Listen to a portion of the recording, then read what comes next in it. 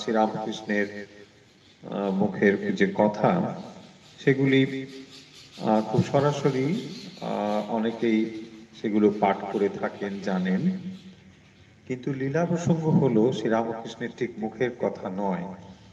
লীলা প্রসঙ্গ হলো শ্রীরামকৃষ্ণের যে জীবনের ঘটনা বা জীবনী, সেগুলোই লীলা প্রসঙ্গে লিপিবদ্ধ রয়েছে।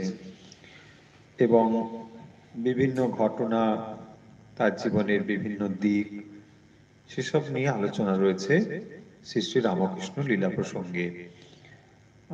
লীলা প্রসঙ্গ হয়তো কথামৃতের মতো এত অধিক পঠিত বা আলোচিত নাও হতে পারে। তার কারণ যে লীলা প্রসঙ্গের ভাষা একটু কঠিন। কঠিন মানে এখন আমরা যেভাবে সহজভাবে বাংলা বলি, ঠিক এভাবে নয়। একটু পুরনো বাংলা, যা হয়তো সংস্কৃত খুব কাছাকাছি, মানে তৎসম শব্দ প্রচুর পরিমাণে রয়েছে। তখন এই বাংলা ব্যবহার করা হতো যে সময় লীলা প্রসঙ্গ লেখা হয়েছে, তখন হয়তো এটাই ঠিকঠাক ছিল। কিন্তু এখন অনেকে হয়তো এই যেহেতু বাংলার প্রতি অনেকের আবার আছে যে বাংলাটা অত ভালো বুঝতে পারি না, আর সেকালে যদি এই ভাষা এত কঠিন হয়, দুরূহ হয়, ফলে একটা একটা ব্যবধান তো থেকেই যায়। নিশ্চয়ই এটা আমরা ভাবতে পারি যে কথামৃত থেকে লীলা প্রসঙ্গের জনপ্রিয়তার এটা হয়তো কোনো তফাৎ বা তারতম্য হতে পারে। যাই হোক, সে সমস্ত বিষয় বাদ দিয়ে এখন আমরা লীলা প্রসঙ্গ আলোচনা করব। লীলা প্রসঙ্গের মোটামুটি দুটো খণ্ড আছে। দুটো খণ্ডের প্রথম খণ্ডে যা রয়েছে সেগুলো শ্রীরামকৃষ্ণের জীবনী নিয়ে আলোচনা, যেখানে বাল্য জীবন, তারপরে দক্ষিণেশ্বরে আসা, তারপরে তার যে সাধন 12 বছর ধরে, এই সমস্ত ব্যাপারগুলো কিন্তু ওখানে রয়েছে। আর তারই পরবর্তী যে অধ্যায়, সেগুলোই আমরা দ্বিতীয় খণ্ডে পাব। সেখানে গুরু ভাব উত্তরার্ধ, দিব্য ভাব, নরেন্দ্রনাথ, এই ধরনের চ্যাপ্টারগুলো এখানে রয়েছে। লীলা প্রসঙ্গের সুবিধে হচ্ছে এখানে প্রতিটি প্যারাগ্রাফে মানে একটা সংক্ষিপ্ত সার দেওয়া রয়েছে, খুব সংক্ষেপে সেটা আলোচনা করা হয়েছে যে কি এখানে আলোচনা করা হচ্ছে। তাই জন্য এর যে সূচিপত্রটি বেশ দীর্ঘ, এবং সূচিপত্রে পুরো জিনিসটি সেখানে একটা হিন্টস আকারে কিন্তু রয়েছে। আমরা যে অংশটি পড়ছিলাম আপনাদের এখন জানিয়ে দিই, তা হলো ঠাকুরের মানুষ ভাব। এখন প্রশ্ন হচ্ছে যে শ্রীরামকৃষ্ণ তিনি অবতার পুরুষ, এসব নিয়ে তো কথাবার্তা হয়েছে। এখন ঠাকুরের মানুষ ভাব এটি এটি কেন এত গুরুত্বের সঙ্গে বলা হচ্ছে? তার কারণ হলো যে তিনি অবতার পুরুষ ছিলেন ইত্যাদি, এই কথাগুলো যেমন ঠিক, পাশাপাশি তিনি যে মানব শরীর ধারণ করে এসেছিলেন এবং মানব শরীর ধারণ করে এলে পরে তখন যে মানুষের সমস্ত দুর্বলতা, যে ভাবগুলো, এগুলো কি তার ভেতরে ছিল, এগুলো আমাদের জানতে ইচ্ছে করে।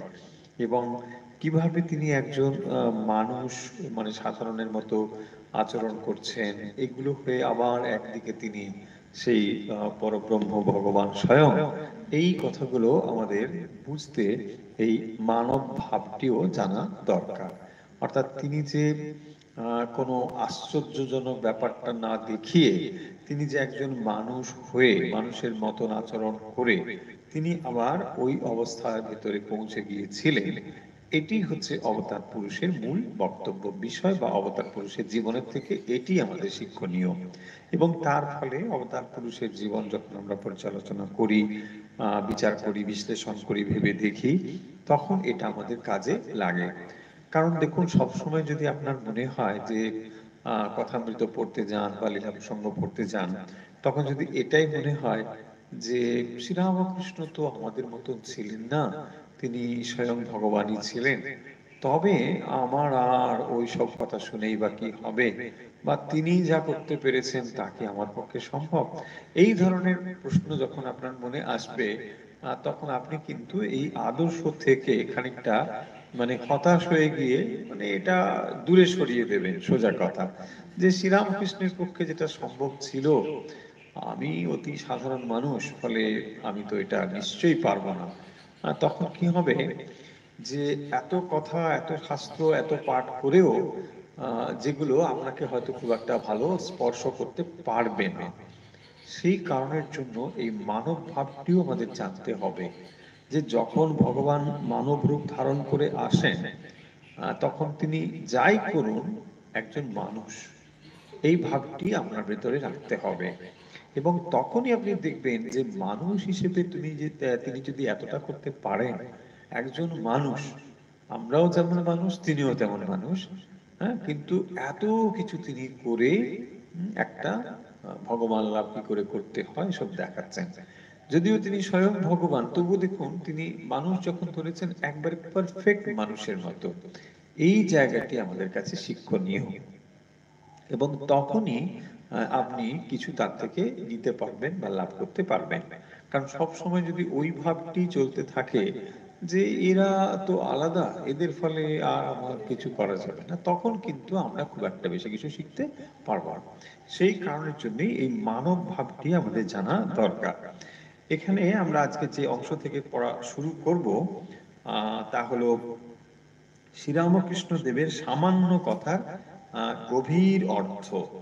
সামান্য সামান্য কথা কিন্তু তার যে গভীর অর্থ রয়েছে, সেই রকম বিষয়গুলো এখানে লীলা প্রসঙ্গকার স্বামী শারদানন্দজি মানে উল্লেখ করছেন। আমরা সেগুলি এখন একটু পড়ব। শ্রীরামকৃষ্ণ দেবের অতি তুচ্ছ কথা সকল বা অতি ক্ষুদ্র কার্য সমূহ কি গভীর ভাবে পূর্ণ থাকিত, তাহা স্বয়ং না বুঝাইলে কাহারও বুঝিবার সাধ্য ছিল না। সমাধি ভঙ্গের পরে অনেক সময়ে যে তিনি নিত্য পরিচিত বস্তু বা ব্যক্তিসমূহের নাম উল্লেখ ও স্পর্শ করিতেন, অথবা কোনো খাদ্য বিশেষের উল্লেখ করিয়া ভক্ষণ পানাদি করিবেন বলিতেন, তাহার গূঢ় রহস্য একদিন আমাদিগকে বুঝাইয়াছিলেন। যারা লীলা প্রসঙ্গ পড়েছেন বা ঠাকুরের কথা শুনেছেন মোটামুটি, তারা তো এটা জানেনই যে সমাধি ভঙ্গের পরে সমাধি থেকে যখন তিনি আবার স্বাভাবিক অবস্থায় ফিরে আসতেন, তখন এই কথা মাঝে মধ্যেই বলতেন যে এই খাবো, এই জল খাবো, পান খাবো, এইসব বলতেন। তো এই যে ব্যাপারগুলো মানে যখন তিনি নেমে আসছেন, এই যে কথাগুলো বলছেন, এটা কেন বলতেন? তিনি তো সমাধি অবস্থা মানে একেবারে গভীর একটা জায়গায় চলে যাওয়া, অর্থাৎ এই বিষয়ের বাসনা থেকে মনকে গুটিয়ে তিনি একেবারে ধ্যানের গভীরে চলে যেতেন, যেখানে নিজেকে আত্মদর্শন করছেন, ঈশ্বরের সঙ্গে সত্তা এক হয়ে যাচ্ছেন। এই যে গভীর অবস্থা, সেখান থেকে যখন তিনি মনটাকে নিয়ে এসে সাধারণ মানুষের মতো আসছেন, তখন তিনি কেন এই ধরনের কথা বলতেন? তার নিজের কথা শুনুন যে সাধারণ মানুষের মন গুহ্য লিঙ্গ ও নাভি সমাশ্রিত সূক্ষ্ম স্নায়ু চক্রে বিচরণ করে। সাধারণ মানুষের কিঞ্চিত শুদ্ধ হইলে ওই মন কখনো কখনো হৃদয় সমাশ্রিত চক্রে উঠিয়া জ্যোতি বা জ্যোতির্ময় রূপাদির দর্শনে অল্প আনন্দের অনুভব করে। নিদ্রার নিষ্ঠার একতানতা বিশেষ অভ্যস্ত হইলে কণ্ঠ সমাশ্রিত চক্রে উহা উঠিয়া থাকে, এবং তখন যে বস্তুতে সম্পন্ন নিষ্ঠ হইয়াছে, তাহার কথা ছাড়া অন্য কোনো বিষয়ে তাহার পক্ষে অসম্ভব প্রায় হয়। কি কথা বললেন না, সাধারণ মানুষের মন এই লোয়ার প্লেনগুলোতে থাকে, মানে নিম্নতর চক্রে থাকে। গুচ্ছ, লিঙ্গ এবং নাভি, এই হলো সেই চক্র। এখানে সাধারণ মানুষের মন এগুলোতেই থাকে। তাই তিনি বলছেন যে যখন মন কিঞ্চিত শুদ্ধ হয়, তখন সেটি হৃদয় চক্রে এসে হাজির হয়। তখন মন হৃদয় চক্রে থাকে এবং সেখানে জ্যোতি দর্শন ইত্যাদি অনুভব হয়। এবং যখন নিষ্ঠার গভীরতা আরো বাড়ে, মন যখন কণ্ঠ অবস্থায় গিয়ে পৌঁছয় কণ্ঠে চক্রে, তখন কি হয় না, যে বস্তুতে মন নিবেশ করেছিলেন, মনটা স্থির করেছিলেন, সেই বস্তু ছাড়া অন্য কোনো বস্তু তখন আসে চিন্তা করতে পারে না। ভগবত বিষয় যখন সে ভেবেছে এবং গভীরভাবে যখন মন একেবারে কণ্ঠচক্রে যখন এসে হাজির হয়েছে, তো তখন সে ওই বিষয় ছাড়া অন্য কোনো বিষয় কিন্তু চিন্তা করতে পারে না। সেই মন নিম্ন অবস্থিত চক্রসমূহে পুনঃ গমন করিয়া ওই নিষ্ঠা এককালে ভুলিয়াও যাইতে পারে। মানে ওখানে উঠলেও, মন ওখানে হয়তো উঠেছে, কণ্ঠে উঠেছে, সেই মন নিম্ন অবস্থিত চক্রসমূহে পুনর্গমন করিয়া, অর্থাৎ ওখানে যখন আবার সেই মন নেমে আসে, ওই নিষ্ঠা এককালে ভুলিয়াও যাইতে পারে। তাহলে ওই যে নিষ্ঠা ছিল, সেই নিষ্ঠাতে মন উঠে গিয়েছিল আর নিচের স্তর থেকে ওপরে, এবং ক্রমান্বয়ে যখন কণ্ঠে এসে হাজির হয়েছে। কিন্তু যদি কখনো কোনো প্রকারে প্রবল একনিষ্ঠা সহায়ে কণ্ঠের ঊর্ধ্ব দেশস্থ ভ্রু মধ্য অবস্থিত চক্রে তাহার গমন হয়, তখন সে সমাধিস্থ হইয়া যে আনন্দ অনুভব করে, তাহার নিকট নিম্ন চক্রাদির বিষয়ানন্দ উপভোগ তুচ্ছ বলিয়া প্রতীত হয়। এখান হইতে আর তাহার পতন আশঙ্কা থাকে না। এখান হইতে কিঞ্চিত মাত্র আবরণে আবৃত পরমাত্মা জ্যোতি তাহার সম্মুখে প্রকাশিত হয়। পরমাত্মা হইতে ঈশন মাত্র ভেদ রক্ষিত হইলেও এখানে উঠিলেই অদ্বৈত জ্ঞানের বিশেষ আভাস প্রাপ্ত হওয়া যায়, এবং এই চক্র ভেদ করিতে পারিলেই ভেদাভেদ জ্ঞান সম্পূর্ণ রূপে বিগলিত হইয়া পূর্ণ অদ্বৈত জ্ঞানে অবস্থান হয়। মূল কথাগুলো তাহলে আমরা একটু দেখি কি বলা হচ্ছে এখানে। কথা হচ্ছে এখানে যে ষড়চক্রের কথা এখানে বলা হয়েছে। তো এই চক্রগুলো কি কি না, ধীরে ধীরে এগুলো মানে নিচ থেকে একেবারে উপর পর্যন্ত রয়েছে। তো সেই চক্রগুলোকে আমরা দেখতে পাচ্ছি যে লিঙ্গ গুচ্ছ, গুচ্ছ লিঙ্গ নাভি, তারপরে হৃদয় চক্র, কণ্ঠ চক্র, এবং তারপরে রয়েছে মানে সহস্রার চক্র। ভ্রুমধ্য হয়ে তারপরে সহস্রাতে যাবে। তো এই যে ভ্রুমধ্য চক্র পর্যন্ত যদি মন উত্থিত হয় বা উঠে আসে, তো তখন কি হয় না, পরমাত্মার যে জ্যোতি, সেই জ্যোতি দর্শন হয়, এবং তখনও পর্যন্ত একটু ভেদ থাকে, কিন্তু তারপরে আর সেই ভেদ থাকে না, সম্পূর্ণ অভেদ জ্ঞান তখন তার তৈরি হয়।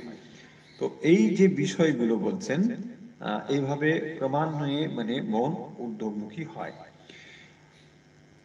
আমার মন তোদের শিক্ষার জন্য কণ্ঠাস্থ চক্র পর্যন্ত নামিয়া থাকে, এখানেও ইহাকে কোনরূপ জোর করে রাখিতে হয়। 6 মাস কাল ধরিয়া পূর্ণ অদ্বৈত জ্ঞানে অবস্থান করাতে ইহার গতি স্বভাবতই সেই দিকে প্রবাহিত রইয়াছে। ইহা করিব, উহা করিব, একে দেখিব ইত্যাদি ওখানে যাইব, ক্ষুদ্র ক্ষুদ্র বাসনাতে নিবদ্ধ না রাখিলে উহাকে নামানো বড় কঠিন হইয়া পড়ে। তাহলে কথাটা কি হলো না, যখন এই মন ভ্রু মধ্যস্থিত যে চক্র সেই পর্যন্ত পৌঁছয়, তখন কোনো একটা অবলম্বন না রাখলে মনকে আর দ্বৈত ভূমিতে নামিয়ে আনা সম্ভব হয় না।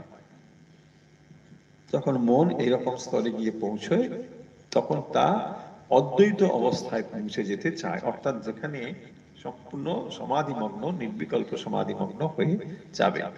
মন যখন সম্পূর্ণ নির্বিকল্প সমাধিতে চলে যায়, তখন সেই মনকে আর নামিয়ে আনা যায় না। এবং সেই কারণের জন্যই তিনি কি করেন, এরকম ছোট ছোট যে ক্ষুদ্র ক্ষুদ্র বাসনাগুলো, সেই সমস্ত বাসনাগুলোকে মনের মাঝে রাখেন, যে এর সঙ্গে কথা বলবো, ওইখানে যাব, এই রকম করব। এই সব করলে কি হয়, তখন এই দেহটাকে রক্ষা করা সম্ভব হয়। ব্যাপার হচ্ছে যে এই যে দেহাত্ম বুদ্ধি, এই যে দেহটাতে আমি বোধ করছি, এই দেহাত্ম বুদ্ধিটা তখন একেবারে লোপপ্রাপ্ত হয়ে যায়, মানে আর তখন একেবারেই থাকে না। দেহাত্ম বুদ্ধিরও অনেক রকম স্তর রয়েছে। এখন যে স্তরে আমরা দেহাত্ম বুদ্ধিটাকে অনুভব করছি, এই স্তর ধীরে ধীরে যখন ওই মন ওপরের দিকে যায়, বিভিন্ন চক্র ভেদ করে করে, তখন মানে এইদিকে যেন টান পড়তে থাকে, অর্থাৎ দেহাত্ম বুদ্ধির বোধটা এতটাই কমে যায় যে খুব বেশি যদি সেটা কমে যায় তখন আর এই দেহটাতে সে ফিরে আসতে পারে না। তখন সে ওই মানে সমাধি অবস্থায় গিয়ে দেহ ত্যাগ হয়ে যায়। কারণ এই দেহটাতে যে আমি বোধ এটা না আসা পর্যন্ত দেহটাকে ব্যবহার করা যাবে না। এই দেহটাকে ব্যবহার করার জন্য যে আমি বোধ এটা কিন্তু প্রয়োজন হয়েছে, এবং সেই কারণের জন্য দেহটাকে ব্যবহার করা যাচ্ছে। দেহটাকে যদি ব্যবহার করতে আমরা তখন না পারি তখন কি হবে না, এরা আর নেমে আসা যাবে না। এবং সেই কারণের জন্যই শ্রীরামকৃষ্ণ যেটি করতেন যে তিনি মানে একটা ছোট ছোট কোনো বাসনাগুলোকে রাখতেন, যে এটা করব, ওর সঙ্গে কথা বলবো, হ্যাঁ, এই এই বেগুন দিয়ে ঝোল খাবো, মাছ দিয়ে, এই যে সব কথাগুলো আছে দেখবেন কথার ভিতরে রয়েছে। আমার খুব ইচ্ছে করে কেউ হরিনাম করছে সেগুলো একটু দেখবো, তারা ওরা কিরকম হরিনাম করে আমি দেখবো।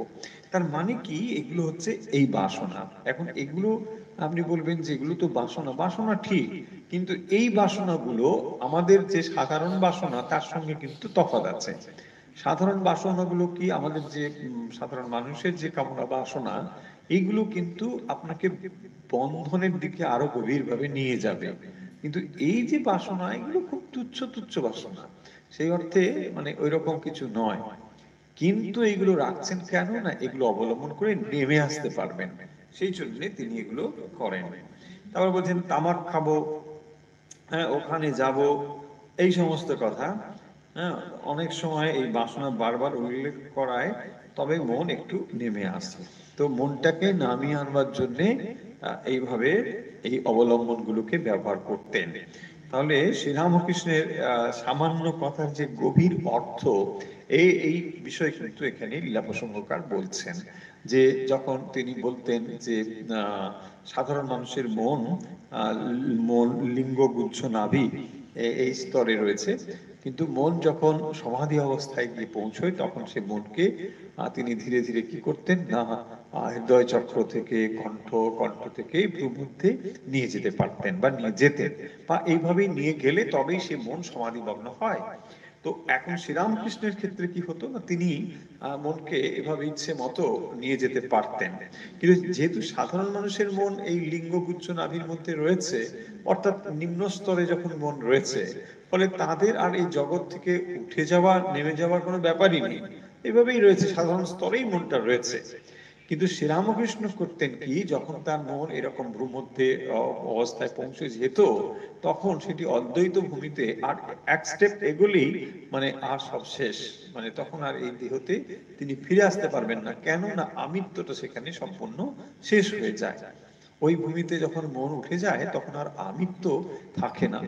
আমি এই বোধ এই দেহের সঙ্গে সংযুক্ত হয়ে আছে অত্যন্ত গভীরে, এবং সেই বোধটা যখন এর সঙ্গে সম্পূর্ণভাবে মুছে যায় তখন এই দেহতে আর ফিরে আসা সম্ভব হয় না।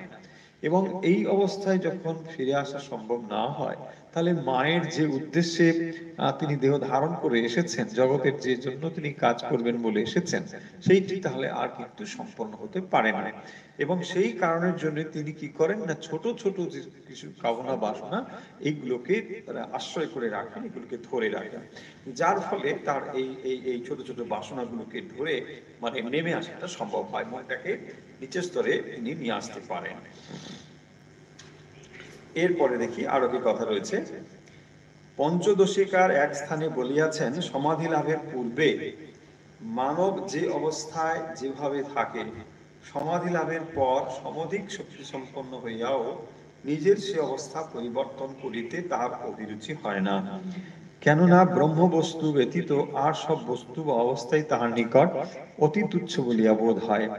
পূর্বোক্ত প্রবল ধর্মানুরাগ প্রবাহিত হইবার পূর্বে শ্রীরামকৃষ্ণের জীবনে যেভাবে চালিত হইত তাহার কিছু কিছু নিদর্শন দক্ষিণেশ্বরে তাহার দৈনন্দিন ক্ষুদ্র ক্ষুদ্র কার্যসমূহে পাওয়া যাইত। তা দুই চারটি এখানে অযৌক্তিক হবে না বলছেন। পঞ্চদশিকার মানে মানে মানে এটিও বেদান্তের একটি গ্রন্থ। তো সেখানে যে কথাগুলো বলা হয়েছে সেগুলোই এখানে লীলা প্রসঙ্গকার বলছেন যে এরকম ঠাকুরের জীবনে যে সমস্ত জিনিস দেখা যেত, অর্থাৎ তিনি যখন দৈনন্দিন জীবনে যেরকম যেরকম কাজ করতেন সমাধিমগ্নের অবস্থার পরেও তিনি ঠিক একই রকম ভাবে সেগুলো কিন্তু করতেন।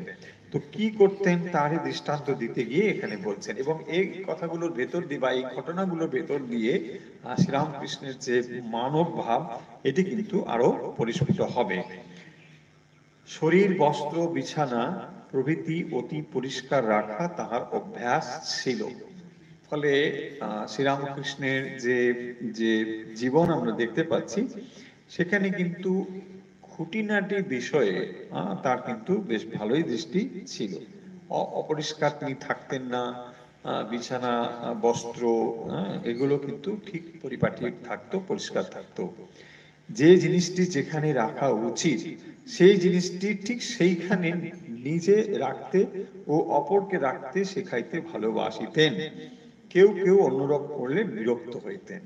তো কোন জায়গায় কোনটা থাকবে, কিভাবে রাখতে হবে, এটা কিন্তু তিনি ঠিকভাবে রাখতেন বা এভাবে শেখাতেন।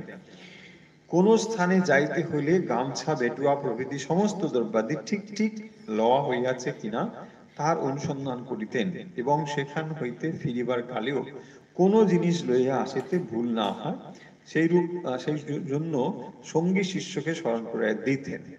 তো এটা যখন করতেন, কোথাও যখন যাচ্ছেন সেখানে গামছা, বেটুয়া বা তার অন্যান্য যে সমস্ত জিনিস এগুলো ঠিক মতো নিয়ে যাচ্ছে কিনা, নৌকোয় হলে সেখানে তুলেছে কিনা, সেখান থেকে যখন নেমে যাচ্ছেন সেগুলো নিয়েছেন কিনা, এই সমস্ত বিষয় তিনি কিন্তু খুবই সতর্ক থাকতেন এই ব্যাপারগুলো।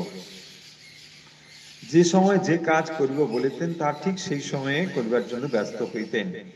তাহার হস্ত হইতে যে জিনিস লইব যাহার হস্ত হইতে মিথ্যা কথন হইবার ভয়ে সেই জিনিস শূন্য হস্ত থেকে লইতেন না। অর্থাৎ তিনি খুব সত্যের, তার আঁট ছিল, সত্যের উপর প্রতিষ্ঠিত ছিলেন। তাই যদি কোনোটা জিনিস এর থেকে নেবেন বলে থাকেন তো তার থেকে সেটা নিতে হবে, যাকে দেবেন বলেছেন ঠিক তাকেই যেন দিতে হবে, এই রকম। তাতে যদি দীর্ঘকাল অসুবিধে ভোগ করিতে হইত তাও স্বীকার করতেন। হ্যাঁ, কোনো অসুবিধে হলেও তার জন্য তিনি কিন্তু এটা স্বীকার করতেন। ছিন্ন বস্ত্র, ছত্র বা পাদুকাদি কাউকে ব্যবহার করিতে দেখিলে সমর্থ হইলে নতুন বস্ত্র নতুন ক্রয় করিয়া উপদেশ দিতেন, এবং অসমর্থ হইলে কখনো কখনো নিজেও ক্রয় করিয়া দিতেন। ছেঁড়া কাপড় পরা, তারপর ছাতা, জুতো, এগুলো তিনি মোটেই পছন্দ করতেন না। সমর্থ হলে, সম্ভব হলে নতুন কিনে দিতেন বা নতুন কিনে দেওয়ার উপদেশ দিতেন। আর যদি না পারতেন তাহলে ক্রয় করে দিতেন। অর্থাৎ যাকে বলা হচ্ছে তিনি যদি এটা নিজে কিনতে না পারেন তাহলে কাউকে দিয়ে তিনি এটা কিনিয়ে দিতেন। বলতেন অরূপ বস্ত্র ব্যবহারে মানুষ লক্ষ্মী ছাড়া ও হতশ্রী হয়। তো এই ধরনের এটা মানে ভালো না, এরকম ছেঁড়া কাপড় পরে থাকবে বা নোংরা, অপরিষ্কার, এইগুলো যেন না হয়। এখন কথা হচ্ছে যে আপনি বলতে পারেন যে শ্রীরামকৃষ্ণের কথা এমনিতে আমরা পড়েছি যে যে ভক্ত হবে, সাত্বিক ভক্ত, তার ঘরের হয়তো এক জায়গায় জল পড়ছে, ওখানে অপরিষ্কার ইত্যাদি ইত্যাদি, সেটি কিন্তু আলাদা। সেটি আলাদা মানে সেটি এটি গভীর সাত্বিক গুণ যদি তার ভেতরে থাকে তখন এটা তিনি করতে পারেন। ভগবান এমন একেবারে এত দিয়েছেন যে সামান্য ওইসব দিকে তার হয়তো দৃষ্টি নেই, কোনো একটু আহার হলে হয়ে যায়, এটা ঠিক আছে। কিন্তু তার মানে এই নয় যে নোংরা পোশাক পরে থাকতে হবে, অপরিষ্কার পোশাক পরে থাকতে হবে। হয়তো তার পোশাক খুব দামি নয় কিন্তু সেটা পরিষ্কার থাকবে, এই হচ্ছে বিষয়। অভিমান অহংকার সূচক বাক্য তাহার মুখপদ্ম হইতে বিনিষ্কৃত হওয়া একেবারে অসম্ভব ছিল। অভিমান অহংকার সূচক বাক্য, তো অভিমান অহংকার সূচক বাক্য তিনি কখনোই বলতেন না।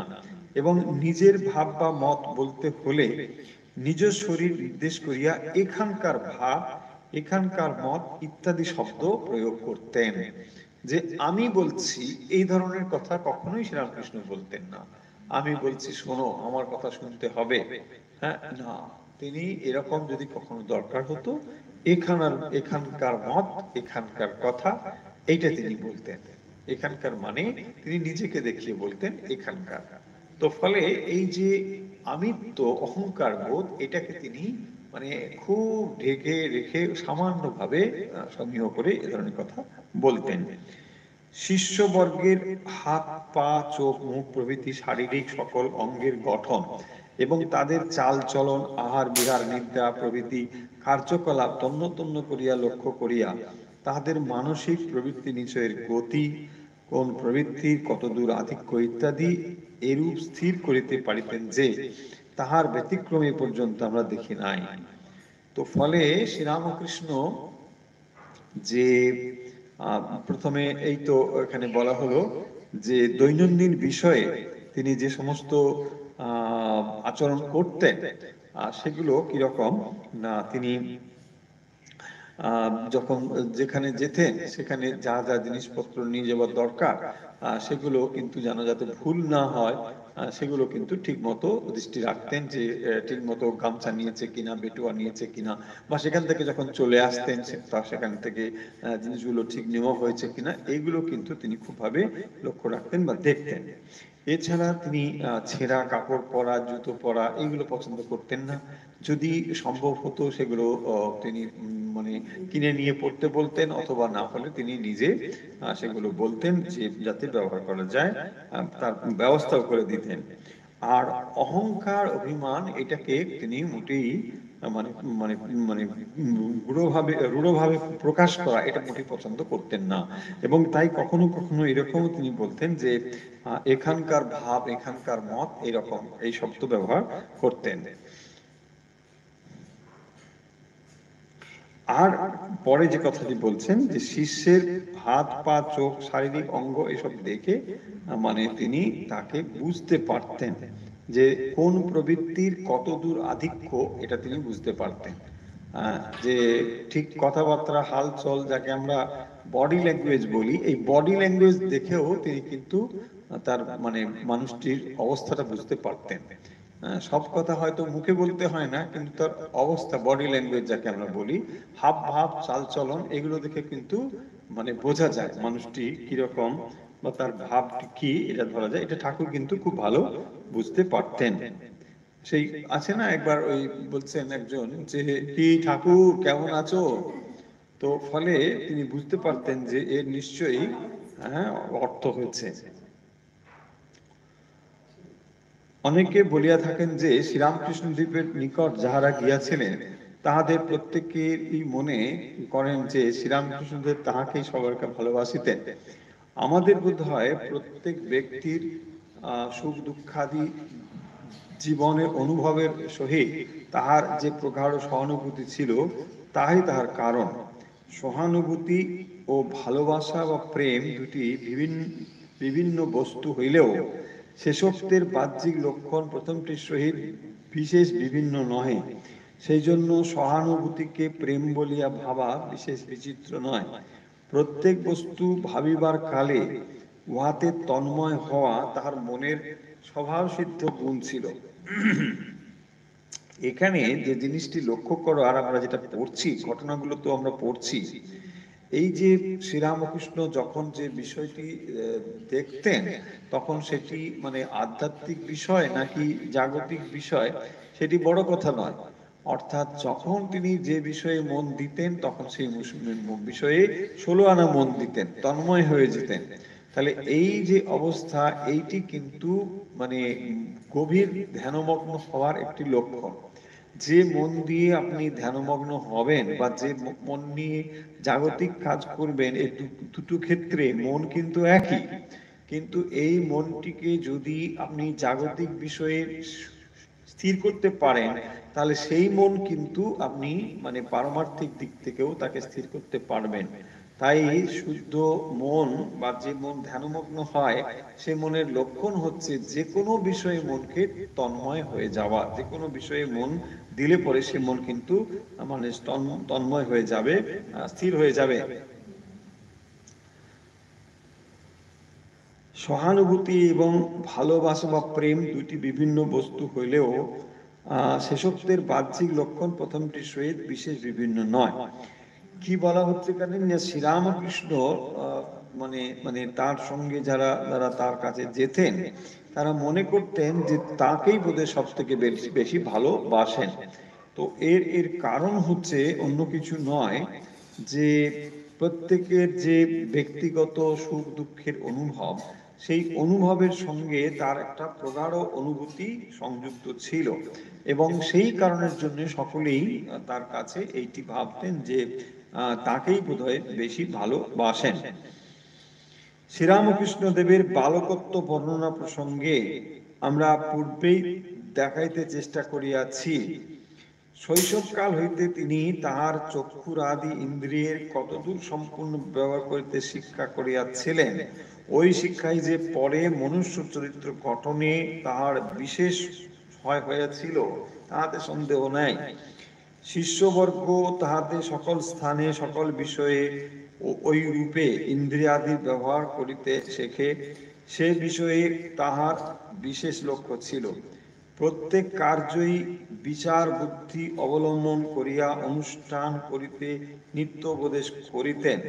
বিচার বুদ্ধি বস্তুর গুণাগুণ প্রকাশ করিয়া মনকে যথার্থ ত্যাগের দিকে অগ্রসর করাইবে, এ কথা তাহাকে বারবার বলিতে শুনিয়াছি।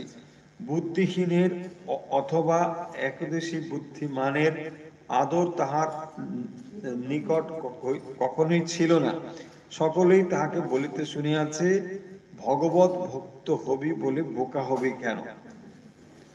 অথবা একঘেয়ে অশ্নি, একঘেয়ে হওয়া এখানকার ভাব নয়, এখানে মানে ঝোলে ঝালে অম্বলে। তো এই যে আরেকটি কথা এখানে আলোচনা করা হয়েছে, সেটি হলো এই যে প্রত্যেক কার্যই বিচার বুদ্ধি অবলম্বন করিয়া অনুষ্ঠান করিতে নিত্য উপদেশ করিতেন।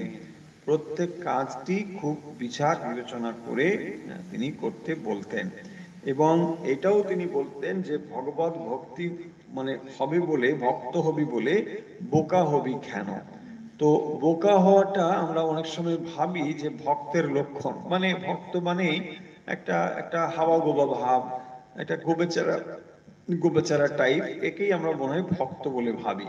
মানে তিনি কিছুই বুঝবেন না, মানে কিছু বোঝেনি না, এরকম ভাবটা আর কি।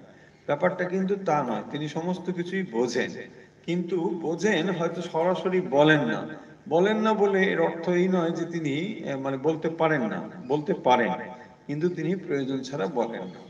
তো সেইটি ভগবত ভক্ত যিনি হবেন, তিনি যে বোকা হবেন তা নয়। কেন কি যে বোকা আমরা সাধারণত তাকেই বলি যার মানে বাস্তব মতো বিচার বিবেচনা শক্তিটা নেই, তাকে আমরা বলছি বোকা।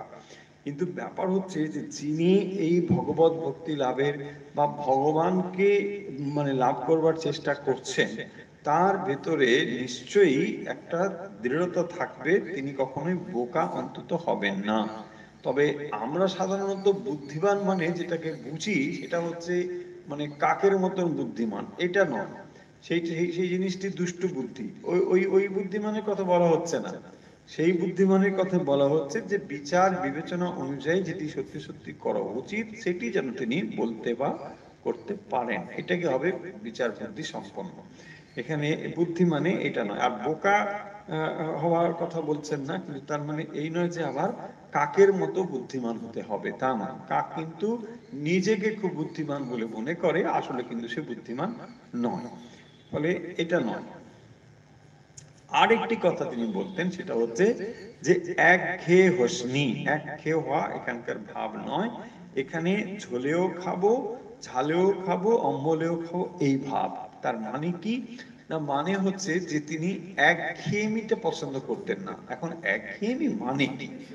একঘেয়েমি কথার অর্থ হচ্ছে কোনো একটি বিষয় যখন সেটা আমরা বারবার করছি। এখন আপনি তখন বলবেন তাহলে তো ঠিকই কথাই বলেছেন, আমরা তাহলে রোজই কেন রামকে ডাকবো, মানে মাঝে হরিকে ডাকছি। ওইটা কিন্তু একঘেয়েমি ব্যাপারটার সঙ্গে এটা তুলনা করবেন না, ওটা আলাদা জিনিস। বলছে না, সেই জন্যই তো আমি একসময় হরি হরি বলি, তারপরে আমার দুর্গা দুর্গা করি, তারপরে কিছু না বলে শুয়ে পড়ি। ওটা ওটা ব্যাপার নয়। এখানে একঘেয়েমি হোসনা মানে যে অন্য ভাবগুলোকে অ্যাকসেপ্ট করতে হবে, অন্য ভাবগুলোকে গ্রহণ করতে হবে। সমস্ত ভাব আপনি আপনার ভাবে নিশ্চিত থাকবেন, আপনি আপনার ভাবে নিষ্ঠার সঙ্গে নিশ্চয়ই নিষ্ঠাযুক্ত হয়ে থাকবেন, কিন্তু একঘেয়ে ভাব মানে হচ্ছে যে আপনি এটা ছাড়া আর কিছু পছন্দই করেন না। বলছে না আমি আর কিছু পছন্দ করি না, এইটা ঠিক নয়। তে তার ভাবে রয়েছে, সে ভাবটা নিয়ে রয়েছে, সাধন পথে সেও একটা ভাব অবলম্বন করে অগ্রসর হচ্ছে। ফলে সমস্ত ভাবকে যদি আপনি গ্রহণ করেন তাহলে তার মতো রয়েছে, কিন্তু নিষ্ঠাটা থাকবে। আমরা যেমন ভক্তিযোগ করতে গিয়ে ইষ্ট নিষ্ঠার কথা পড়েছি, সেই নিষ্ঠাটা তার নিজের সাধনার বিষয়ে নিশ্চয়ই নিষ্ঠা থাকবে, কিন্তু তার মানে এই নয় যে অন্য ভাবগুলোকে সে কিন্তু মানে গ্রহণ করতে পারবে না। তাই একঘেয়ে হবে না, একঘেয়ে এখানকার ভাব নয়। এখানে জলে খাবো, ঝালে খাবো, অম্বলে খাবো, এই ভাব। তার মানে যেখানে যেখানে যে ভাবগুলো রয়েছে এবং সেই ভাবের যদি কিছু ভালো জিনিস থাকে, নিঃসন্দেহে সেগুলোকে আমরা গ্রহণ করবার জন্য প্রস্তুত থাকবো। সোজা কথা, একটি ওপেন মাইন্ড আমাদের থাকবে, যেখানে কোনো বায়াসনেস বা এরকম মানে মানে মনের একটা যে সংকীর্ণ ভাব, এইটা যেন না থাকে। তুই তো বড় একঘেয়ে, ভগবত ভাবের বিশেষ কোনটিতে কোন শিষ্য আনন্দ অনুভব না করিতে পারিলে পূর্বোক্ত কথাগুলি তার বিশেষ তিরস্কার বাক্য ছিল। ওই তিরস্কার বা বাক্য এরূপ ভাবে বলিতেন যে উহার প্রয়োগে শিষ্যকে লজ্জায় মাটি হইয়া যাইতে হইত। তার উদার সর্বজনীন ভাবের প্রেরণাতে যে তিনি সকল কর্ম ধর্ম মতে সর্বপ্রকার ভাবের সাধনে প্রবৃত্ত হইয়া যত মত তত পথ এই সত্য নিরূপণে সমর্থ হইয়াছিলেন, তাহাতে আমার সন্দেহ নেই। তাহলে কি বলছেন? মূল কথা এসে হাজির হচ্ছে এখানে, যে যত মত তত পথ। তাহলে এই যত মত তত পথ, এই ভাবটিতে আপনি প্রতিষ্ঠিত যখনই হবেন, তার মানে একঘেয়ে ভাবটা আপনি কখনোই পছন্দ করছেন না। বৈচিত্র্য রয়েছে, ভাবের বৈচিত্র্য রয়েছে, মানুষের মধ্যে বৈচিত্র্য রয়েছে। ফলে বৈচিত্র্য যখন রয়েছে, ঈশ্বর সাধনার পথে তিনি একটি পথ অবলম্বন করে যাচ্ছেন, বা তিনি একটি ভাব অবলম্বন করে যাচ্ছেন। এই ভাবটি আপনার নিজের ভাব না হতে পারে, কিন্তু অপরের যখন যে ভাবটা গ্রহণ করে অগ্রসর হচ্ছেন, তাকে যেন আপনি গ্রহণ করতে পারেন। এই ভাবটি এখানে পরিষ্কার করে বলা হয়েছে, যে একঘেয়ে ভাবটা কেন থাকবে, অন্যের যে ভাব সেটাকেও যেন আমরা গ্রহণ করতে পারি। শ্রীরামকৃষ্ণ দেবের ধর্মপ্রচার কিভাবে কতদূর হইয়াছে ও পরে হইবে, এইটি বলে এই অধ্যায়ের সমাপ্তি করা হয়েছে। আমরা সেই অংশটি এখন একটু পড়ব। ফুল ফুটিল দেশ দেশান্তরের মধুপকুল, মধু লোভে উন্মত্ত হইয়া চতুর্দিকে ছুটিয়া আসিল। রবিকর স্পর্শে নিজ হৃদয় সম্পূর্ণ অনাবৃত করিয়া ফুল্ল কমল তাহাদের পূর্ণভাবে পরিতৃপ্ত করিতে কৃপণতা করিল না। পাশ্চাত্য শিক্ষা সংস্পর্শ মাত্রহীন ভারত প্রচলিত কুসংস্কার খ্যাত ধর্মভাবে গঠিত জীবন, শ্রীরামকৃষ্ণ যে ধর্ম মধু আজ জগৎকে দান করিলেন, তার অমৃত আস্বাদ জগৎ পূর্বে আর কখনো কি পাইয়াছে?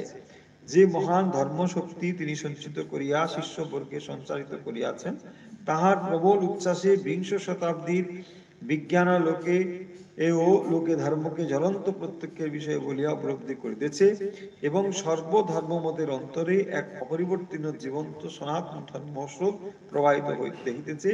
সে শক্তির অভিনব জগৎ পূর্বে আর কখনো কি অনুভব করিয়াছে? তো ফলে এখানে যে কথাটি বলছেন, যে শ্রীরামকৃষ্ণ দেবের ধর্মপ্রচার কিভাবে কতদূর হয়েছে এবং পরে হবে, এই নিয়ে বলছেন। যে শ্রীরামকৃষ্ণ দেব যে ধর্মের কথা বলেছেন বা যে ধর্ম প্রচার তিনি করেছেন, আসলে তিনি কি করছেন না, এই সনাতন যে ধর্ম হাজার হাজার বছর ধরে চলে এসেছে, সেই ধর্ম মতেই তিনি জীবনযাপন করেছেন, এবং সেই ধর্ম মতকে অবলম্বন করেই তিনি তার সাধন করেছেন, এবং সেই সাধনই তিনি শিষ্যদের মধ্যে দিয়েছেন। এবং এই যে ভাবটি তিনি দিয়েছেন, বলছেন যে যাহার প্রবল উচ্ছ্বাসে বিংশ শতাব্দীর বিজ্ঞানালোকে, তো যেখানে এখন বিজ্ঞান অর্থাৎ যেখানে যুক্তি ছাড়া মানুষ, প্রমাণ ছাড়া মানুষ গ্রহণ করছেন না, সেই অবস্থাতেও লোকে ধর্মকে জ্বলন্ত প্রত্যেকের বিষয় বলিয়া উপলব্ধি করিতেছে। তো এই অবস্থাতেও যেখানে যুক্তি উপর দাঁড়িয়ে রয়েছে সমস্ত কিছু, মানুষ বিচার বিশ্লেষণ প্রত্যক্ষ ছাড়া কোনো মতকে গ্রহণ করতে পারছে না, এই অবস্থাতেও দেখা যাচ্ছে যে এখানে মানুষ প্রবলভাবে ধর্মকে গ্রহণ করছেন। ফলে নিঃসন্দেহে তার যে প্রচার বা তার যে ধর্মমত কিভাবে সারা বিশ্বে ছড়িয়ে পড়ছে, এটি নিশ্চয়ই আমরা অস্বীকার করতে পারি না। সেই শক্তির অভিনব জগৎ পূর্বে আর কখনো কি অনুভব করিয়াছে? অর্থাৎ এইভাবে যে এই ভাব সর্বত্র ছড়িয়ে পড়ছে, যেখানে বিজ্ঞানের এত এত উন্নতি হয়েছে, মানুষ বিজ্ঞান মনস্ক হয়েছে, তখনও দেখা যাচ্ছে যে ধর্ম কিন্তু তার নিজস্ব যে গতিপথ তাকে আরো প্রশস্ত করে সনাতন ধর্ম সারা পৃথিবীতে ছড়িয়ে পড়ছে। পুষ্প থেকে পুষ্পান্তরে বায়ু সঞ্চরণের ন্যায় সত্য হইতে সত্যান্তরে সঞ্চরণ করিয়া মনুষ্য জীবন ক্রমশ ধীর পদে এক অপরিবর্তন অদ্বৈত সত্যের দিকে গমন করিতেছে, এবং একদিন না একদিন সেই অনন্ত অপার অবাঙ্গ সত্যের নিশ্চয় উপলব্ধি করিয়া পূর্ণকাম হইবে। এ অভয় বাণী মনুষ্য লোকে পূর্বে আর কখনই উচ্চারিত হইয়াছে। তো ফলে এটি যিনি বলতে চেয়েছেন তা হলো যে এক ফুল থেকে এক ফুলে যেমন বায়ু সঞ্চরণের ন্যায়, মানে বাতাস যখন বয় তখন কি হয় না, সেই সুবাস বা সুগন্ধ এক ফুল থেকে অন্যত্র যেমন মানে প্রবাহিত হয় বা চলে যায়, ছড়িয়ে পড়ে চতুর্দিকে, ঠিক একই রকম ভাবে এই সত্য কিন্তু সঞ্চরিত হয়ে চলেছে কোথায় কোথায় না, মানুষ থেকে ক্রমশ সর্বত্র এটি ছড়িয়ে পড়ছে। এবং এই যে ছড়িয়ে পড়া, তার ফলে কি হচ্ছে না, মনুষ্য লোকে যে অভয় বাণী তিনি দান করেছিলেন, সেই অভয় বাণী সর্বত্র উচ্চারিত হচ্ছে। এবং তারপরে তিনি বলছেন যে ভগবান শ্রীকৃষ্ণ, বুদ্ধ, শঙ্কর, রামানুজাচার্য, শ্রী চৈতন্য প্রভৃতি ভারতের এবং ঈশা মোহাম্মদ প্রভৃতি ভারত ভিন্ন দেশের ধর্ম আচার্যেরা জগতের যে একদেশী ভাব দূর করতে সমর্থ হয় নাই, নিরক্ষর ব্রাহ্মণ বালক নিজ জীবনে সম্পূর্ণরূপে সেই ভাব বিনষ্ট করিয়া বিপরীত ধর্মমতের প্রকৃত সমন্বয় স্বরূপ অসাধ্য সাধনে সমর্থ হইল, এই চিত্র আর কখনো কি কেউ দেখিয়াছে? তার মানে এখানে দেখুন, এই যে মনুষ্য ভাব বলতে কিন্তু যাওয়া হয়েছে, মানে ঠাকুরের যে মানুষ ভাব এখন এইটি এখানে বেশি করে দেখানো হচ্ছে। এবং সেইটি দেখাতে গিয়ে বলছেন যে তাহলে ঠাকুরের যে যে ধর্ম প্রচারের জন্য তিনি এসেছেন, সেই দিকে কাজ কি হলো, ধর্ম প্রচারক হিসেবে তিনি কত কি করেছেন না। ধীরে ধীরে যখন তার ভাব সর্বত্র ছড়িয়ে পড়ছে, তখন নিশ্চয়ই এটা আমরা বলতে পারি যে শ্রীরামকৃষ্ণের যে অভিনবত্ব তা কিন্তু সর্বত্র প্রকাশিত হয়ে চলেছে। এবং পাশাপাশি ভগবান শ্রীকৃষ্ণ থেকে শুরু করে ঈশা মসিহ পর্যন্ত, মোহাম্মদ পর্যন্ত, এই সমস্ত যে যে অবতার পুরুষ বা যারা ধর্ম আচার্য, জগতের যে একদেশী ভাব সেটা দূর করতে যখন তারা অসমর্থ হয়েছেন, সেই সময় আমরা শ্রীরামকৃষ্ণকে দেখতে পাচ্ছি একজন মানে ব্রাহ্মণ, কিন্তু প্রায় তিনি মানে অশিক্ষিত বললে ভুল হবে না, মানে শিক্ষার আলোক তার ভেতরে নেই। অশিক্ষিত শব্দটা নিশ্চয়ই বলবো না, যে তিনি যে শিক্ষার আলোক বলতে আমরা প্রাতিষ্ঠানিক যে শিক্ষা বলি, সেই শিক্ষা তার ভেতরে হয়তো ছিল না, কিন্তু তিনি সারা বিশ্বে এই এক মত তিনি দিচ্ছেন যে ধর্ম মতের উপর সত্য প্রতিষ্ঠিত রয়েছে, সব মত সত্য, যত মত তত পথ, এই যে তিনি কথাগুলো বলছেন, এই কথাগুলো নিশ্চয়ই আমাদের ভেবে দেখার।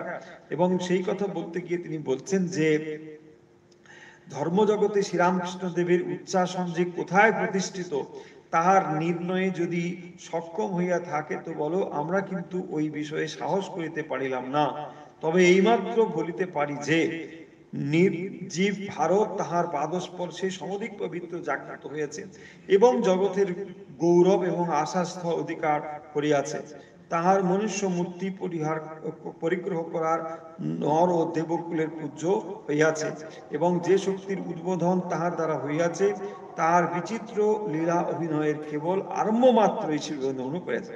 তার মানে একজন সাধারণ মানুষ হিসেবেই তাকে যদি আমরা দেখি, তাহলে তার এই যে অবদান, সেইটি সারা পৃথিবীতে কি অসামান্য ভাবে মানে কাজটি হচ্ছে, যে কাজ মানে এই জগতের ধর্মগুরুরা বিশেষভাবে যাদের নাম এখানে উল্লেখ করা হয়েছে, শ্রীকৃষ্ণ থেকে শুরু করে, তারা যতদূর সম্ভব করেছেন, কিন্তু তবুও শ্রীরামকৃষ্ণ যে কাজটি এখন করছেন সারা বিশ্বের কাছে এটি একটি দৃষ্টান্ত হয়ে রয়েছে।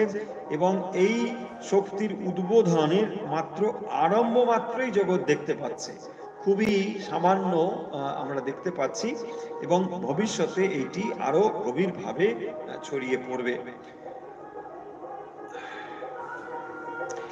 আমরা আজকে যে অংশটি আলোচনা করলাম এটিকে আমরা যদি সামাপ করি তাহলে এই দাঁড়াবে যে শ্রীরামকৃষ্ণের সামান্য সামান্য কথার কত গভীর অর্থ ছিল।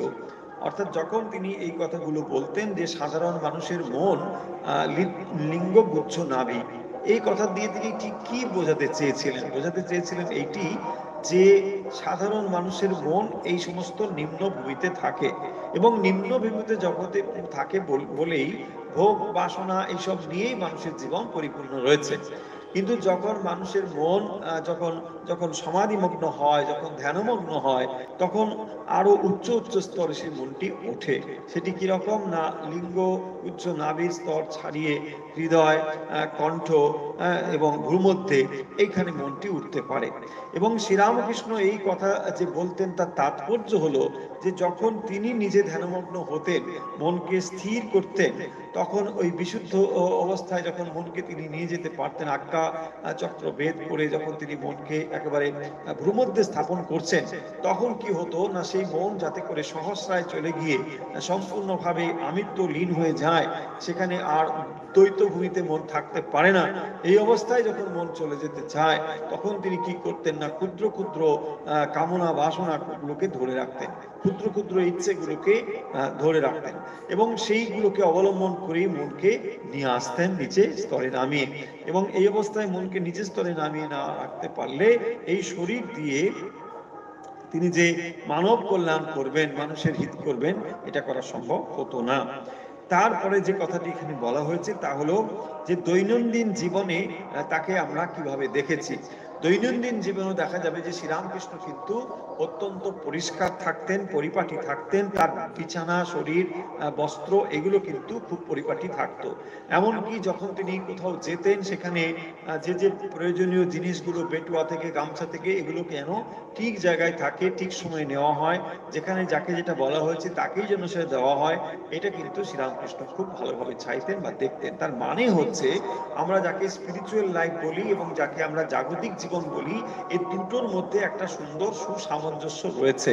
আমরা অনেকে হয়তো এটাকে ভাবি যে যেমন তেমন করে সংসারের কাজগুলো করে আমরা কিন্তু মানে ভগবানের ভক্ত হয়ে যাব, এটা হবে না। ভগবানের ভক্ত যিনি হবেন, তিনি জাগতিক যে কাজগুলো করছেন এটাও কিন্তু অত্যন্ত সুশৃঙ্খল বা পরিপাটিভাবে করবেন। শ্রীরামকৃষ্ণ হচ্ছে তার দৃষ্টান্ত। তিনি তার যে মনুষ্য ভাব এই চ্যাপ্টারে লীলা প্রসঙ্গকার এই বিষয়গুলো কিন্তু আলোচনা করেছেন। এবং তারপরে যেটা পয়েন্ট হলো যে তার কাছে যারা যেতেন ভক্তরা, তারা সকলেই এটা ফিল করতেন যে তাকেই যেন শ্রীরামকৃষ্ণ বেশি ভালোবাসেন। এই জন্য সেটা অনুভব করতেন যে তার কাছে তিনি গভীরভাবে সহানুভূতিশীল ছিলেন।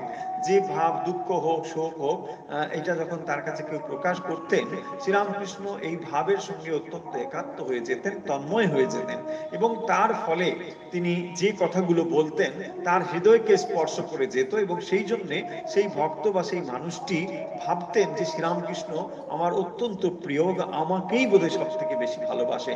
আসলে তিনি সকলকেই এভাবেই ভালোবাসতেন এবং তার ফলে সবাই তাকে এইভাবেই ভাবতেন। তার কারণ হলো ওটাই। এরপরে যে ব্যাপারটি তিনি বলছেন যে ভক্ত হবে কিন্তু সে বোকা হবে কেন। অর্থাৎ ভক্ত মানে এই নয় যে তার কোনো প্র্যাকটিক্যাল সেন্স থাকবে না, তার যে বুদ্ধি সেটা যেন একটা একটা মানে মানে এমন থাকবে যে বাস্তব জ্ঞান থাকবে না, এরকম যেন না হয়।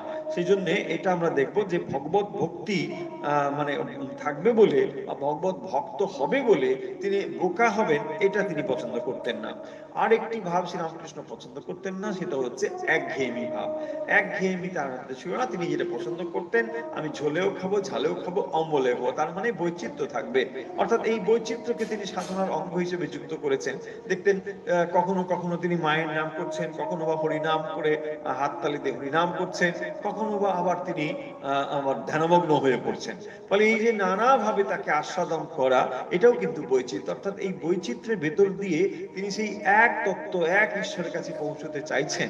ফলে একঘেয়েমি ভাবটাকে তিনি এইভাবে পছন্দ করেন। দেখো তোমরা নানা জিনিস নিয়ে আছো, আমি কেবল একটি জিনিস নিয়ে আছি, আমি ভগবানকে নিয়ে আছি। তাই তিনি কি করতেন না, ভগবানের ভক্তি আস্বাদন করবার জন্য যে যে পথগুলো প্রশস্ত রয়েছে তার সবকটিকেই অবলম্বন করতেন। কখনো তিনি হাততালি করতালি দিয়ে ভগবানের নাম করেছেন, আবার কখনো বা তিনি তন্ময় হয়ে রয়েছেন, আবার কখনো বা তিনি জপ করছেন। এরকম যেরকম ভাবে খুশি তিনি এগুলোকে আস্বাদন করছেন এবং সেই বৈচিত্র্যকে তিনি স্বীকার করছেন। পরে যে পয়েন্টটি দিয়ে লীলা বসন্তকার এই কথা দিয়ে শেষ করেছেন সেটা হলো এই যে ঠাকুরের মানুষ ভাব এটা তো বুঝলাম, কিন্তু তিনি যে যে মিশন বা যে লক্ষ্য সেটা হচ্ছে ধর্মভাব প্রচার জগতে, এইটা কিভাবে করেছেন বা কতটা করেছেন বা তার ভবিষ্যতেই বা কি হবে, এই কথা বলতে গিয়ে এখানে বলা হয়েছে যে জগতের যারা ধর্মগুরু তারা এ পর্যন্ত যে ভাব প্রচার করেছেন জগতে, সেই ভাবের মধ্যে যে এই কাজটি খুব একটা যে বড় করে করতে পেরেছেন সেটা কিন্তু বোঝা যায় না।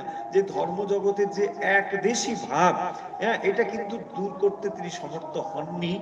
বিশেষ করে এই যে সমস্ত ধর্মগুরুদের কথা বলা হয়েছে, কিন্তু শ্রীরামকৃষ্ণ এটা করছেন কি, যে সমস্ত ভাবগুলোকে সমন্বিত করেছেন, সমস্ত ভাবের মধ্যে একটা সমন্বয় সাধন করেছেন, এবং এই যে সমন্বয়ের বার্তা তিনি দিয়েছেন জগৎকে, যত মত তত মতের বার্তা তিনি সবাইকে শুনিয়েছেন। ফলে এখান থেকে আমরা বলতে পারি যে শ্রীরামকৃষ্ণের মধ্যে একটা একটা একটা একটা প্রসারতা ছিল, একটা ভাবগত সর্বব্যাপকতা ছিল, সবাইকে গ্রহণ করবার একটা ভাব ছিল, এবং এর ফলে যে ভবিষ্যৎ জগৎ এবং ভবিষ্যতে বর্তমান এবং ভবিষ্যতে যে অবস্থা আসবে, এই সমস্ত কিছুকে তিনি কিন্তু সমন্বয়ের চোখে দেখতে পেরেছেন। এবং এখানে লীলা প্রসঙ্গের শুধু উপমা ব্যবহার করেছেন, আমরা সেই উপমাদি বলে দিই। সেটি হচ্ছে এই যে বাতাস কি করে না, একটা ফুল থেকে আরেকটা ফুলে বায়ু যেমন সঞ্চারিত হয় তখন তার সুবাসকে যেমন ছড়িয়ে দিয়ে যায়, শ্রীরামকৃষ্ণ হচ্ছেন এইরকম একজন, যার ফলে এই যে বাতাস সঞ্চারিত হচ্ছে এক ফুল থেকে যেমন অন্য ফুলে, ঠিক একই রকম ভাবে দেশ দেশান্ত সর্বত্র কিন্তু শ্রীরামকৃষ্ণের ভাব এখন ছড়িয়ে পড়ছে। তাহলে আজকের আমরা কথা শেষ করছি, আমরা পড়ছিলাম শ্রীরামকৃষ্ণের মানুষ ভাব, ঠাকুরের মানুষ ভাব শ্রী শ্রী রামকৃষ্ণ লীলা প্রসঙ্গ থেকে, অর্থাৎ মানব শ্রীরামকৃষ্ণ কিভাবে কিরকম ছিলেন, তার ভেতরে কি কি ভাবগুলো ছিল, তিনি কি কি পছন্দ করতেন, এই সমস্ত বিষয় কিন্তু আমরা অল্প অল্প করে এই অধ্যায়ের ভেতরে দেখতে পাবো। তার মধ্যে খানিকটা অংশ আজ আমরা আলোচনা করব। চলুন তাহলে যে যেখান থেকে আমাদের সঙ্গে যুক্ত রয়েছেন, এখন আমরা যাচ্ছি অভ্যাসে।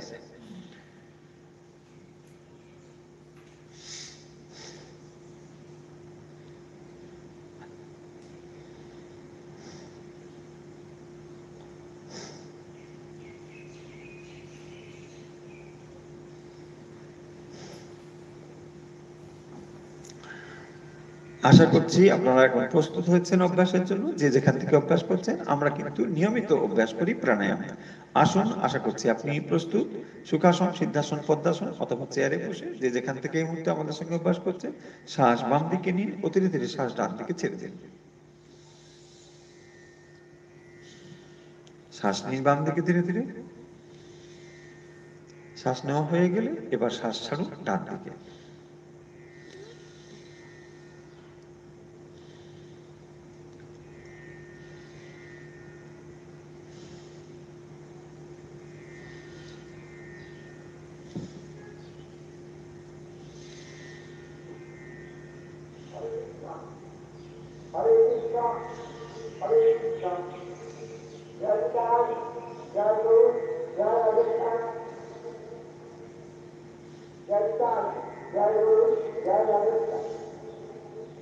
শ্বাস বাম দিকে নিন, ধীরে ধীরে শ্বাস ডান দিকে ছেড়ে দিন।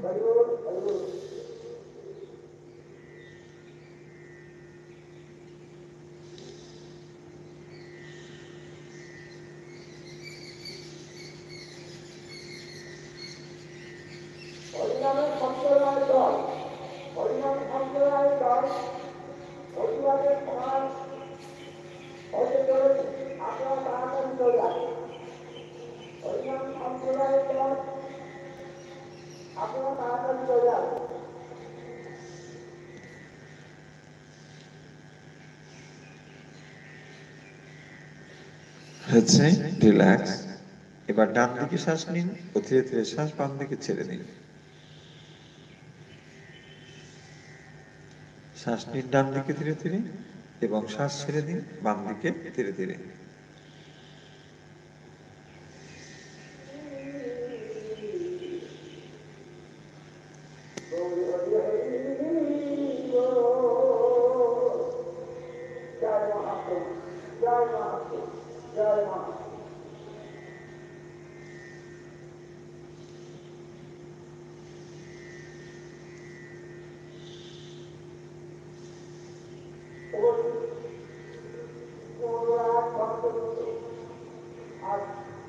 আচ্ছা, রিল্যাক্স। এবার নাক দিয়ে শ্বাস নিন ও ধীরে ধীরে শ্বাস মুখ দিয়ে ছেড়ে দিন।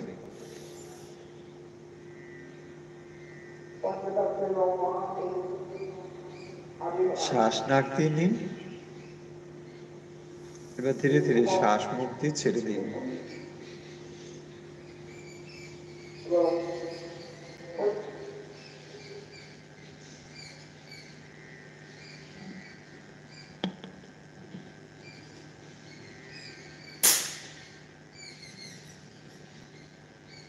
শ্বাস নাক দিয়ে নিন ও ধীরে ধীরে শ্বাস মুখ দিয়ে ছেড়ে দিন।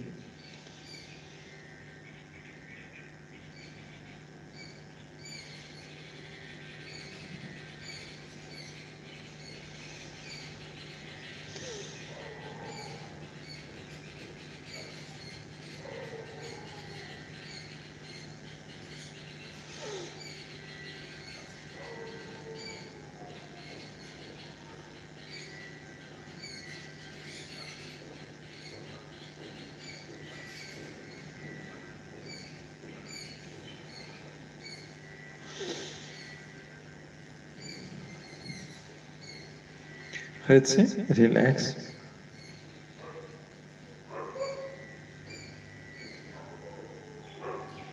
এখন আমরা সমবেতভাবে করব ওঙ্কার। যে যেখান থেকে আমাদের সঙ্গে এই মুহূর্তে রয়েছে মেরুদণ্ড সোজা রাখুন, চোখের পাতা বন্ধ করে দিন, হাত দুটো জ্ঞান বুদ্ধি হাঁটুর উপর রেখে দিন। সমবেতভাবে করবো এখন ওঙ্কার।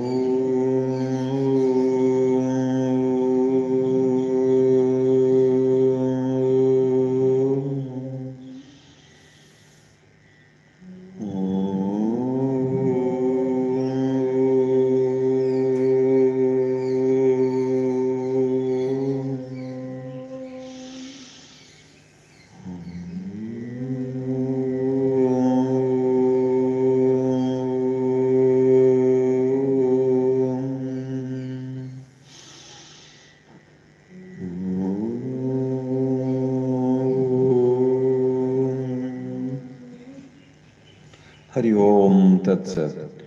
ধীরে ধীরে চোখের পাতা মেলুন, হাত নাড়ুন, পা নাড়ুন, হাত দুটো ঘষে চোখে ও মুখে স্পর্শ করে দিন। আজকের মতো অনুধ্যান ও অভ্যাস এখানে শেষ হলো। এখন সমবেতভাবে রামকৃষ্ণ শরণম।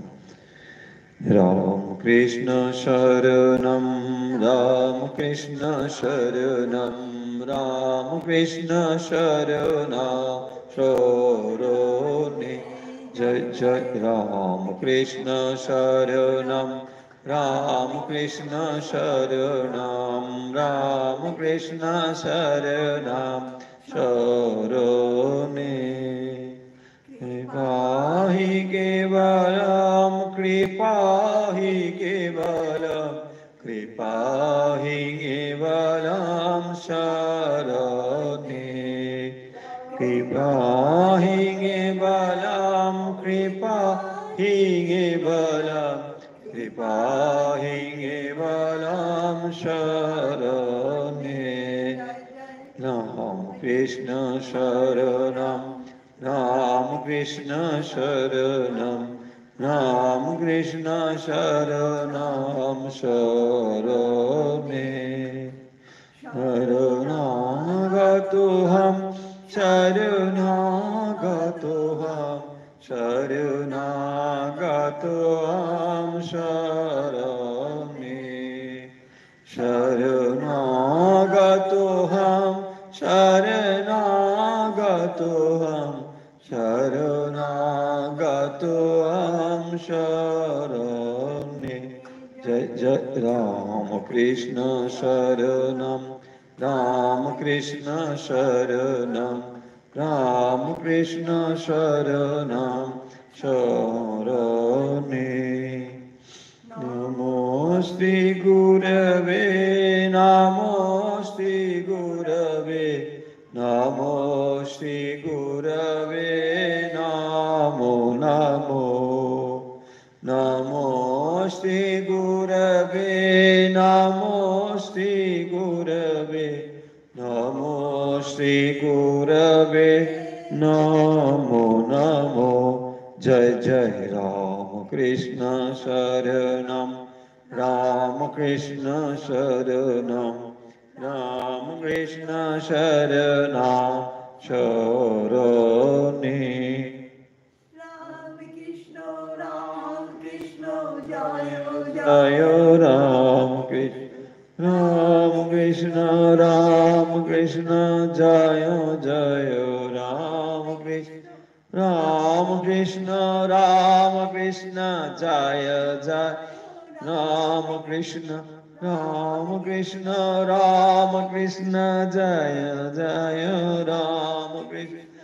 राम कृष्ण शरणं राम कृष्ण शरणं राम कृष्ण शरणं शरणे जय जय राम कृष्ण शरणं राम कृष्ण शरणं राम कृष्ण शरणं शरणे जय श्री गुरु महाराज जी की जय जय महामाई की जय जय स्वामी जी महाराज जी की जय जय गंगा माई की जय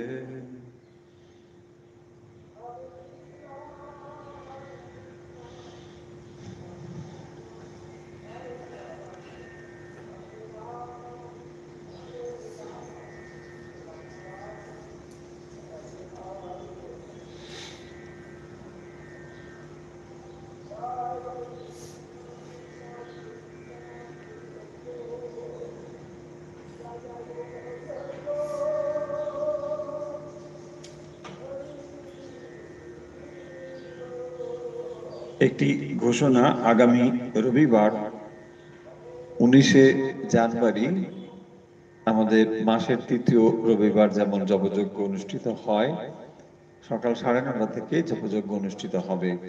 যারা অংশগ্রহণ করতে চান এখানে এসে তারা সকলেই যথাসময়ে এসে উপস্থিত হবেন। আমাদের জপযজ্ঞ সকাল 9:30 থেকে শুরু হবে। আরেকটি ঘোষণা, আগামী 21শে জানুয়ারি মঙ্গলবার স্বামীজির জন্মতিথি উদযাপিত হবে হোম যজ্ঞ এবং বিশেষ অনুষ্ঠানের মাধ্যমে। যারা ওই অনুষ্ঠানে অংশগ্রহণ করতে চান তাদের সবাইকেই আমরা আমন্ত্রণ জানাচ্ছি আমাদের এখানে এসে অংশগ্রহণ করবার জন্য।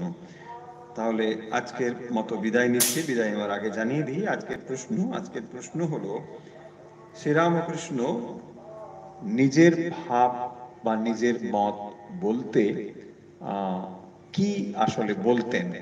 তিনি সরাসরি অহংকার মানে যাতে যাতে প্রকাশিত হয় এরকম শব্দ তিনি ব্যবহার করতেন না।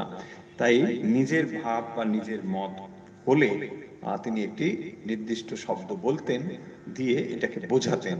আমাদের প্রশ্ন হলো কি বলে তিনি এটা বোঝাতেন, নিজের ভাব বা নিজের মত বোঝাতে তিনি কি শব্দ ব্যবহার করতেন।